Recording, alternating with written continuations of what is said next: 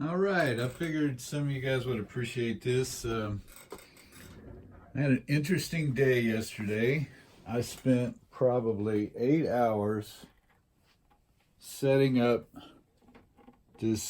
my 1986 57 reissue Strat to be my backup Hendrix guitar for the white Nash that you see in the thumbnail.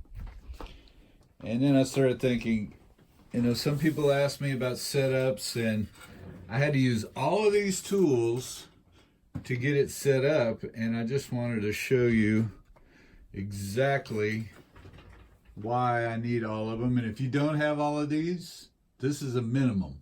You have to get this. This is it. And I'll go through it slowly here. This is going to be a long story, so just hang with me. There's going to be some interesting tidbits and tips that you will probably want, but I mean, this story could end up being a half hour, so I'm just warning you. I'm going to put all the links to all of the products here in the video description below. But all right, I'll just go in these as I get to them. One thing you're going to need is a good strobe tuner. Peterson makes a bunch of them. Batteries are running low right now. But you just want a good tuner that tunes equal temperament.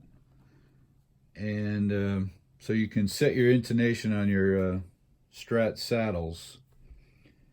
All right, speaking of the saddles, you're going to need these two, usually a larger, I don't know the sizes, but you'll find that some saddles have the smaller screw head, some have the larger. I have to use this one on my Nash. I use this one on the 57 reissue. Kind of a pain, but that's the way it is. Got to get you a good set of feeler gauges. This is Craftsman. You can buy almost all of this stuff at StewMac, but most of their stuff is expensive. But I will put a lot of links to StewMac probably in there. But this goes all the way from 0.015 to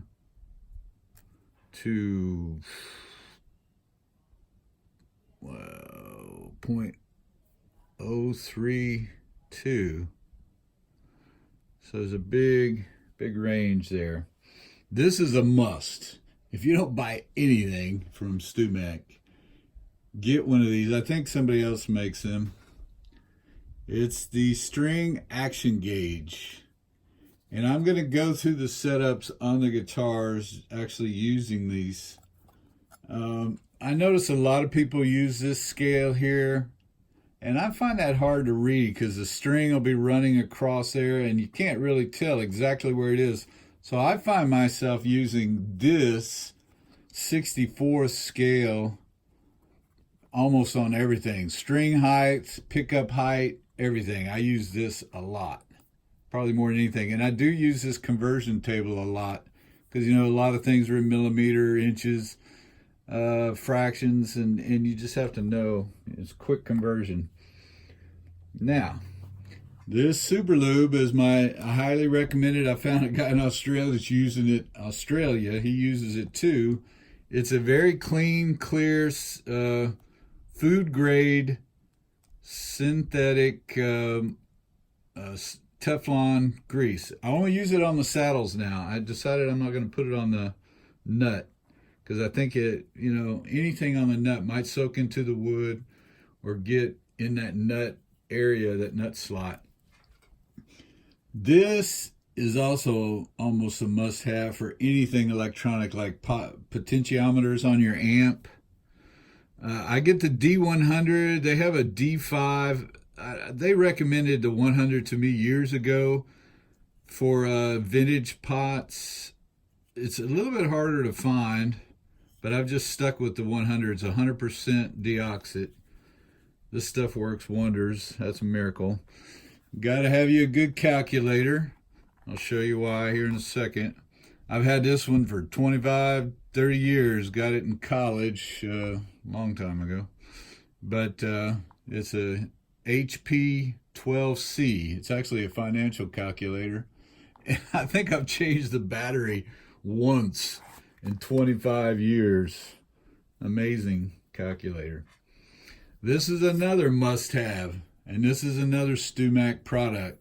A very true straight edge, and I'm pretty sure it's 18-inch. You want it, let me see. You want it to go across the whole neck, from the nut to the last fret. I don't know if you can see that. There's the last fret, and there's the nut. So you want it to lay across the whole thing. That's how you're going to adjust the neck relief, by using these feeler gauges. You can also push the string down, but this is a truer straight edge than pushing your string down. Got to have your good old Phillips screwdriver. This is for adjusting the saddle intonation. And something I learned the hard way yesterday was, and this is another StewMac product, and you want to buy these bigger bottles of super glue. See, it says number 10 thin. It's the thinnest stuff they have, I think. It's called water thin. And it's supposed to be like water, but the thing I learned yesterday is that this stuff is more like a middle viscosity now. It's probably over 5 years old. So from now on, I'm going to buy a new bottle of super glue. Probably two, the middle viscosity and the water thin. You use them both. I'm going to buy them once a year because I'm finding out that it didn't dry very fast. I'm not even sure if it cured correctly. Also, get the accelerator. They mention that in the books. And shoot, I don't have the books, but I'll have to show you the books. Oh no, they're right there. This is just off the shelf, you know, store-bought stuff. But I actually ended up using this because it was newer, and I think it dried faster. Got to have your super glues. That's mainly for shimming nuts. You definitely don't want to glue your nut in. I made that mistake. You'll never get it out without breaking it. Okay, here, what was I going to show you? The calculator. This is one interesting thing yesterday. My 1986, this is the seafoam green Strat, the one I was setting up Jimi style. This is the volume pot. You can see where all the ground wires were soldered to the case here. It's a CTS 1986. It's got the date code 86, 34th week. It's a 250K pot. Well, this is why you need a good meter. Just splurge and get you a Fluke. They're the best, or supposed to be. They're expensive, though. I think this thing's $150. I had one for $35, but it didn't measure capacitance, which is right here. Either way, you see it's reading 496. It's almost a 500K pot. That's what they use in Les Pauls. This is a 250K pot, and it's measuring 496. So that's why I have my calculator, just out of curiosity, and I end up using this a lot. Punch in 250K, and then I'll punch 496, and the percent of the change is 98% out of spec. They're supposed to be plus or minus 20. You want actually plus or minus 10. I just ordered 5 high-grade 450G CTS pots from Land of Tone or something like that. And they're this exact pot, except just higher grade. They have they call them dish back or something like that. This little indentation. The other ones are usually flat. Now, another tip I wanted to tell you. When you do get a pot and you find out yours are out of spec, which that's what, I was having a problem with the green guitar. That's why I told you the story's going to get long. When I would turn the volume down, when I was working the fuzz, on my other guitars, I could turn it down to 3 or 4. But on the green guitar, I could turn it down to 9, and all of a sudden I would lose everything, and I couldn't figure out what was going on. So I decided to check this pot and check everything when I replace the pickups, and I'll go into that later. So what I was going to show you, when you get a new pot and you need to solder this, you're not going to do it with a 40 or 50 watt soldering gun or iron. It's just not hot enough. So the trick to that is you might have your old one that you bought from Radio Shack laying around that you hopefully never threw away. And then you have your Weller. That's what I have, a Weller, and then an old radio, a 40 watt Radio Shack and a 50 watt Weller. You put both of them on here to get it hot enough to melt that solder onto the case. And you can do that for grounds in your amp chassis too. Now, you know, some people say that heat is not good for these pots, and I agree. That, who knows, that may have been what damaged this one. But you got to do it. I mean, there's really no other place to put all those wires because it's a big bunch of wires from those pickups, 3 ground wires, and then the ground wire from the input jack. So anyway, that's why you need the meter. Got to replace your glue every year. Now here's an interesting, this pack up, the paper type pack. This is Diodario. I actually use this paper to shim my nut. And here's where this comes in. The calipers, watch this. These are actually supposed to measure about 0.003, the thickness, and it's showing 0.004. So the good thing about this is you can measure this paper thickness. And let's say you want, and let's say you're on your first nut, you put in a new, your first fret, you put in a new nut, and the high E, plain E, is sitting on top of the fret, the first fret. Well, you know it's going to buzz, it's not going to sound right or anything. So you want to raise that about to a 12,000th. That's what I recommend. 12 thousandths on the high E, and around 20 thousandths on the low E. That's what Stevie Ray used, 18 thousandths on the big E and 12. That's a pretty good general rule for those. I think Robert Cray maybe had a 20 and a 12. Duarte used a 14, I think, on the high E. But that's why I'll show you these books. Might as well get into them right now because you're going to want these.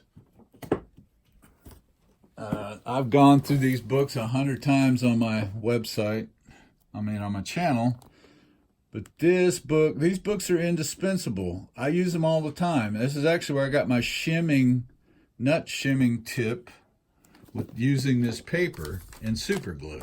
That's where the thin or the medium viscosity super glue comes in. You want to raise the string 12 thousandths. This is 4 thousandths. You cut three pieces of it, a little bit bigger than your nut. You glue them all to the bottom of the nut. Hopefully it's a flat one. If it's radiused, that's a whole nother thing, but that's not that hard to do either. Glue them on there with some good fresh super glue. Let it harden. Trim it down to the size of the nut, and you've got a nice hard, semi-wood shim that doesn't lose tone when you put it in there. And that's what I did yesterday. And also, this is a 22 gauge string. You can use this as a feeler gauge. And these actually work better when you're trying to figure out if your string is high enough from the first fret between the nut height is high enough. You can take this, and if you can slip this underneath the string above the fret, then you know it's 22 at least, 22 thousandths, and you want it at 20.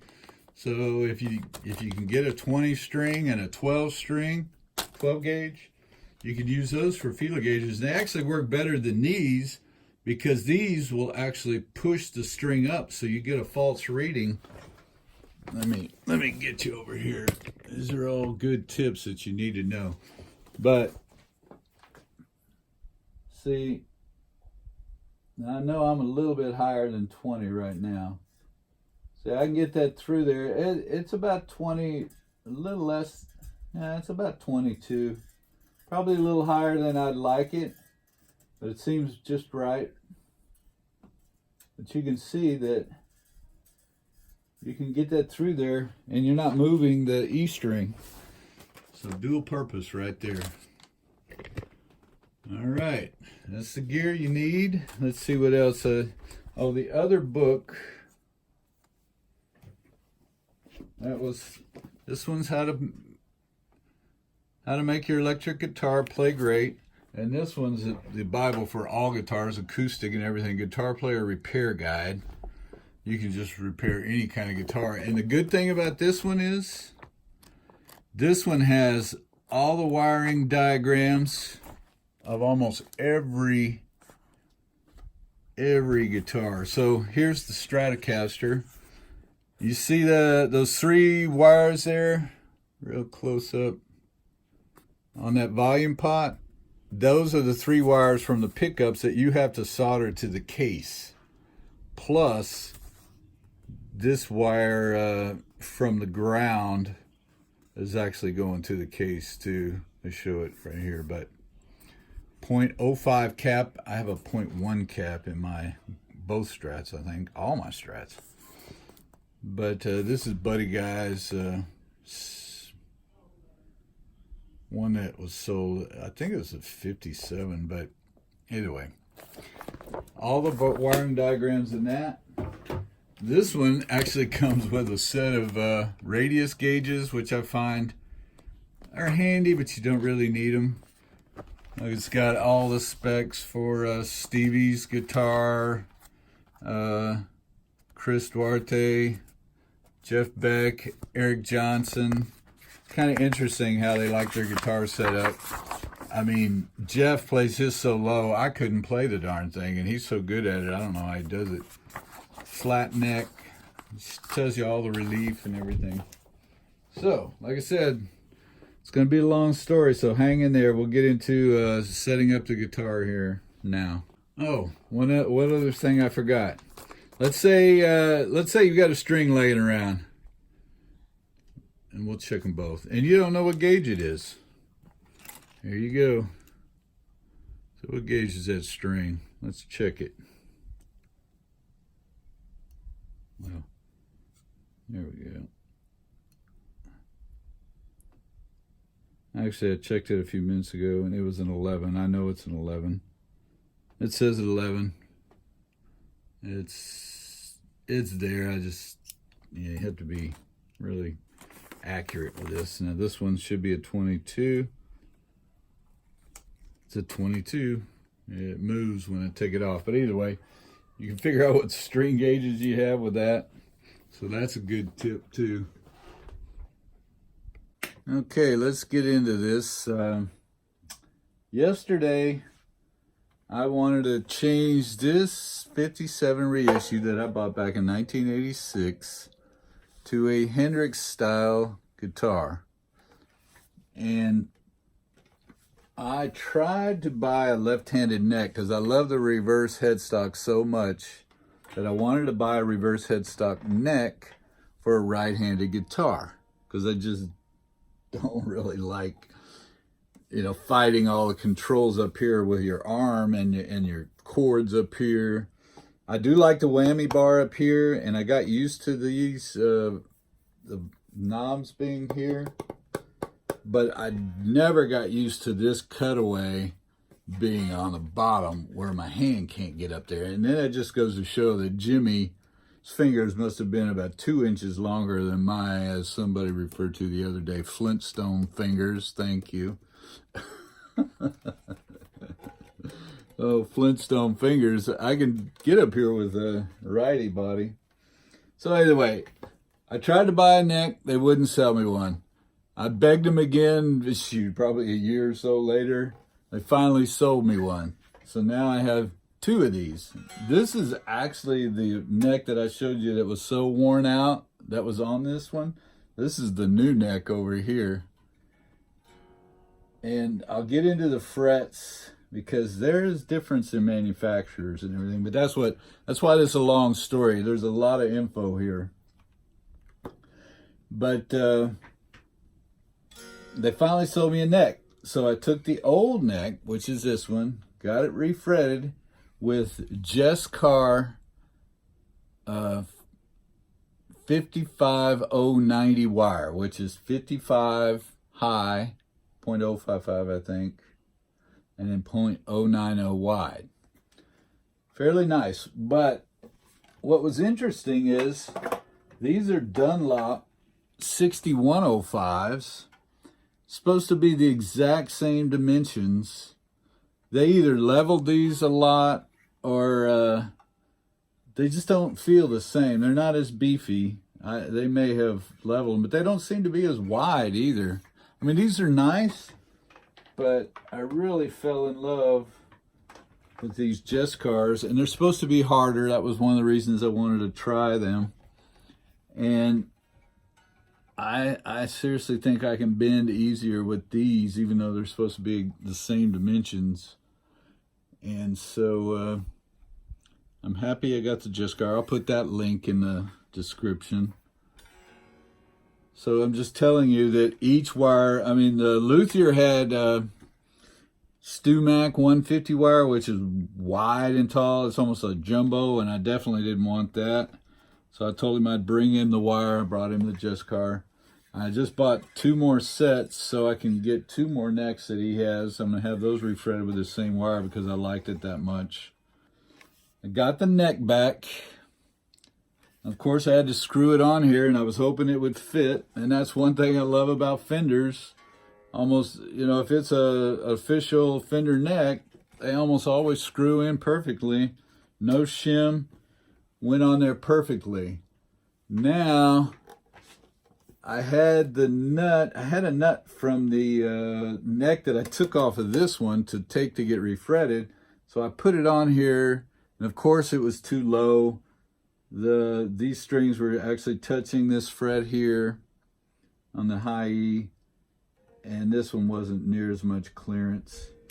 Like I said, you want about 12 thousandths here and 20 thousandths here. Now this is for Jimi. The Jimi setup. And the reason I'm saying this is the Jimi setup, because first of all, you need the 10 to 38 gauge. I've got 2 sets here. I've never actually tried the bullets, but somebody recommended them. This set is nickel-plated steel. This set is vintage nickel. I've yet to try them because I always hand make my sets from D'Addario strings because I love them so much, and I just custom make my own set. But I will try these. But you need the 10 to 38, which is 10, 13, 15, 26, 32, and 38. And you know, recently I've been thinking that 26 seems to be a little out of place. I almost think I would rather prefer a 24. But right now I'm leaving it 26. I've had them always 26. But either way, to get those to sound good on one of these guitars, you have to set it up correctly. It's going to sound like crap. And then as soon as you put them on, you're going to take them off going, man, those things are horrible. And even after you get it set up right and you play it for a while, give it a couple of weeks. I mean, I've been playing it for months and months now, and I can't hardly go back to the heavier strings. These feel heavy to me now. Okay, I got the neck on. Now the nut needs work. And I'm certainly not going to drive for another 45 minutes to the Luthier to try to wait for him to make a nut. And sometimes they don't make them so great anyway. So I had to make this one work. And that's where those books come in. And those pieces of paper and your super glue. I didn't film that because, you know, I'm sweating most of the time because it's not an easy process. And my super glue wasn't working. And I needed the accelerator.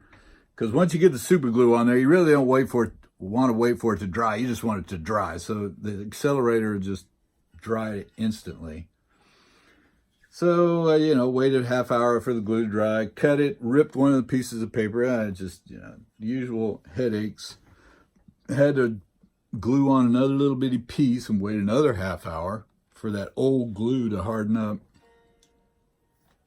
So once I got it on there, of course, you always have to loosen the strings, take them off, take the nut out. Be very careful because you can break these. You want it to fit super snug in there, so snug that it's not going to slide around when you bend a string really hard. So you don't have to glue it. If this is sloppy in there and you do this, that nut's just going to go boink and pop right out.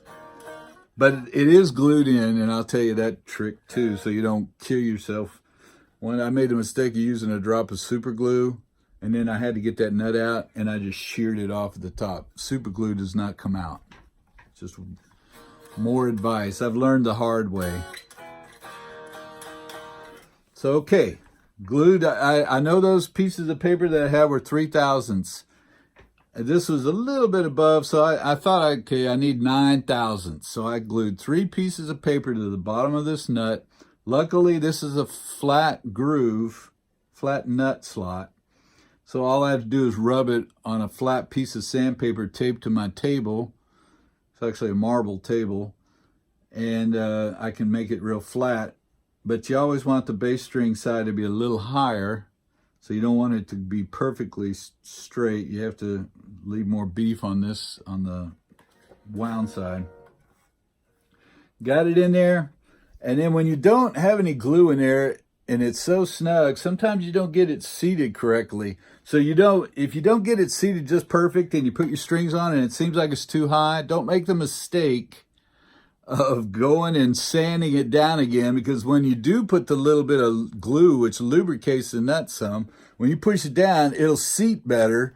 And then all of a sudden it's lower than you thought it was, and you have to start the process all over again. You got to put the paper back on there, glue another piece, and try not to sand it down too much. So I didn't make that mistake this time, thank goodness. But got it on there, and the glue that you want to use, and I think I got that out of the books, is a half and half mixture of Elmer's, you know, the white glue, standard old white glue, and water. Just water it down to where it's pretty watery, half and half. And then I actually put it across the whole slot, because when it hardens, it kind of fills in the gaps and makes it, you know, a little bit better intonation, little transfer of the vibrations. And you just don't want any gaps under this. You want a really snug fit. And I kind of broke the rules on this one because, you know, of course I'm winging the nut, and this slot was a little bit too big width-wise, so it doesn't fit in there super snug on the sides, but it still sounds good, so I'm okay with it. Either way, that's a good way to keep from having to go to get a nut made. And then one thing you'll notice on this, string spacing is always tough on a Strat. Nothing I hate worse than slipping off the edge when you're playing, and I still do it. So the luthier you want to make sure they don't take too much off of the edges. It's supposed to be a 30 degree, and he knows, but I think he took a little bit more than I would like. So what I had to do, this nut didn't fit in the slot perfectly. I moved it over towards the bass side a little bit. There's more of a gap right here. I don't know if you can see that. But that moved the E string over a little bit so it's not so close to the edge. And the big E is still in a good position. So you get the nut set, get everything straight. Oh, to line up the neck, when you do put a new neck on, you want to take that straight edge I was telling you about, line it up here. I mean, it's going to fit in that pocket really tight, but just to double check, because sometimes there is a little play in these things, and you can tilt the neck one way or another, and if you tilt it, you can make these strings go off one side or the other side. So you want it to be perfectly lined up. So you just take your straight edge, go to your bridge piece down there, your saddle, and line it up to where it looked like it's right up against the edge of that screw hole. I'm not doing a very good job, you just get the idea.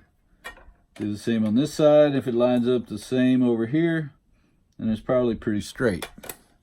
So you want to do that.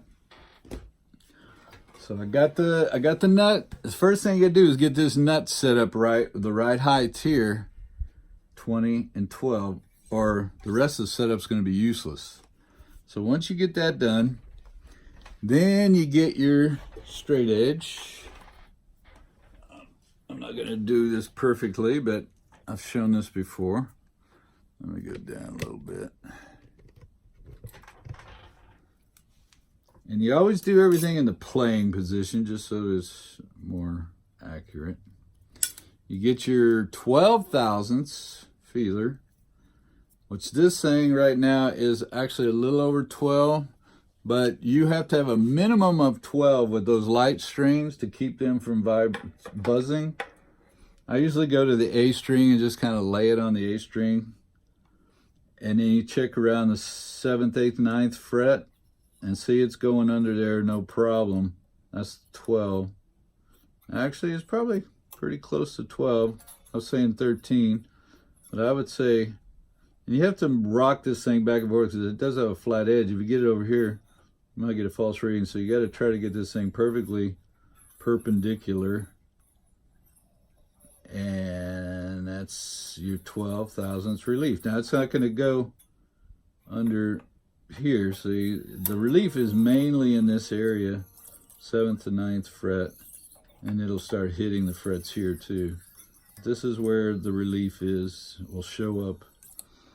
And then if it's 13, you want it to go to 12, you tighten this up clockwise to make it flatter. And if it's 8 thousandths and you want to loosen it up, you're going to have to loosen the nut to counterclockwise here. And it can be up here too. And then you got to put the strings on there. You really got to let it settle for about 24 hours. You can't just... It seems like lately they've been pretty quick adjusting. But just give it 24 hours. Don't make any rash judgments. Okay, so now we got the relief done. Now, the other indispensable tool, this thing. Like I said, I use the 64 scale probably almost exclusively now. 17th fret right here. You want that at 5/64 minimum.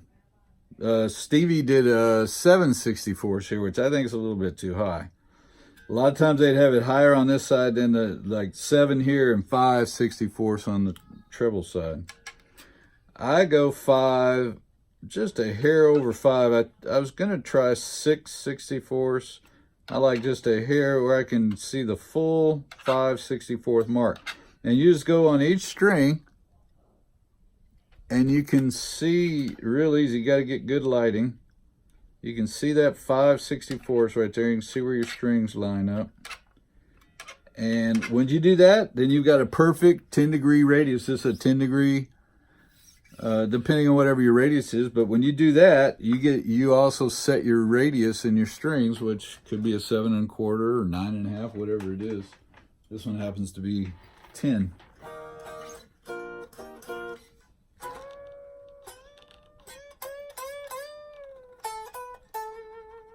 So 12 thousandths relief, 5/64 to 17th fret. Some people measure at the 12th fret. But there's really not a whole bunch of difference between the 12th and when I say that, yeah, no, it's about almost the exact same. I like 17th fret. It's just what I've been doing. It's about the same, really. Okay, so now you can see that the radius, you know, I got the, you see that? The nice radius, 10-degree radius right there on the saddle. You want that. Now, Jimi's pickups. I think I posted a video of Seymour Duncan, who carried his guitar, put in some pickups for him, and Jimi told him how he set up his guitar. And it's actually almost identical to Fender specs, which you'd think people would listen to Fender, but some reason we don't seem to trust them a lot of times. But either way, there's your 64th gauge again.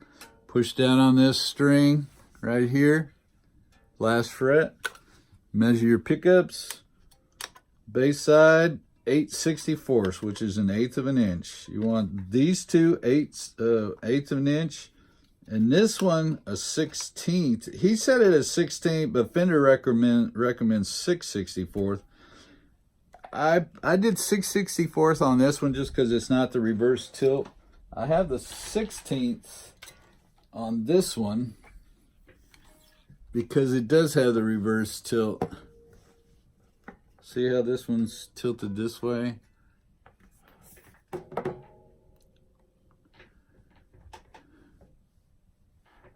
And this one's tilted that way.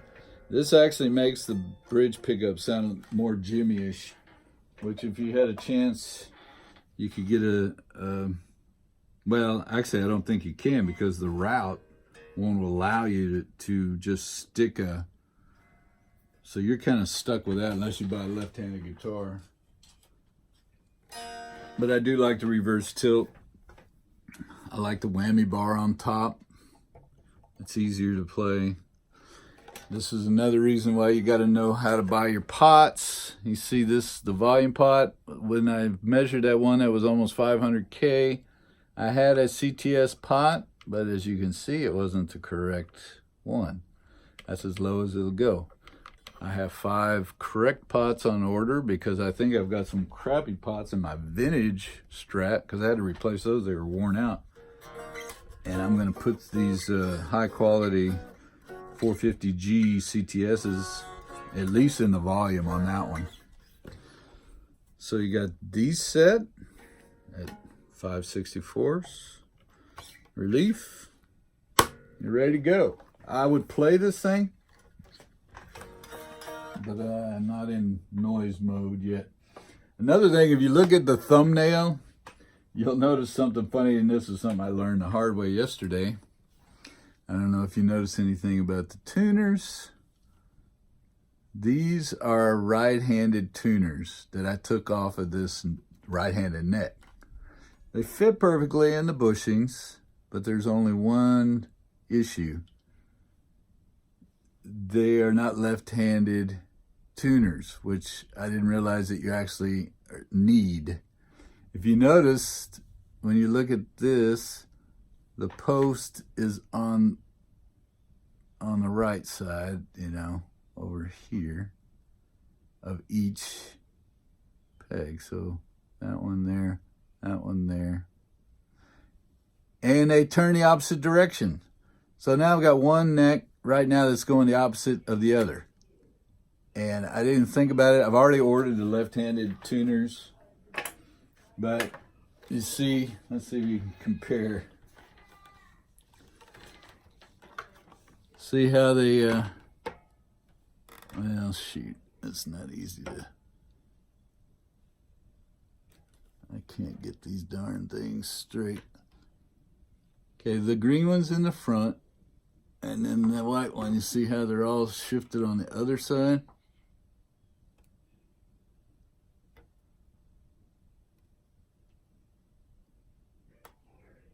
So that's why you need left-handed tuners for a reverse headstock. The only reason, I mean, you can get away with it, and I'm getting away with it right now. The only thing is, I think that they really, when you're tuning up, need to go a certain direction because I think they get a little bit of slack in there. I mean, it's staying in tune, so it's probably not an issue. But also the new left-handed tuners that I bought have the new 15:1 gear ratio. These were a little sloppy. These are the 86 or actually I think I bought these, I don't know, but the new ones are 15:1 and they're just better tuners. Well, I hope that helps. I knew this would be long, but a lot of tips there. Get those books, get your strings. You do all that, and those light strings, you'll never go back. And it just makes it so much easier to bend.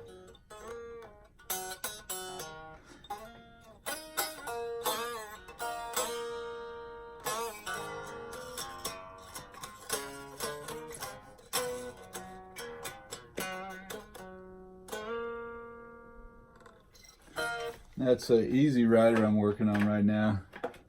stuff's hard. Hopefully I get that one posted soon. I'll talk to you later. From Flintstone Fingers to you guys. See you later. One other thing I forgot to mention, which was very important, is this guitar's had Texas specials in it that I put in, shoot, back in the, who knows when, 90s. I took those out and put in Rumpelstiltskin Gypsies, which I had laying around, didn't have any place to put them. So I put them in here, and they sound great. So much better than the Texas specials. So that's a key point to the sound of this guitar now.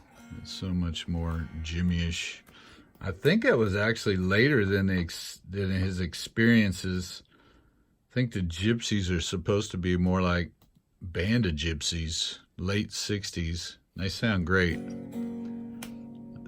I think they're actually a little less output than the experiences, but they're nice. All right, I got the new neck back, reverse headstock. I'm gonna try the tuners. The Jescar frets are on there. Took the whole finish off and put what he called a French finish on there. It feels pretty smooth. Still got to put the nut in. But now I'm going to have the reissue Strat 57 reissue Seafoam with a reverse headstock. How's that going to look? Pretty good, huh?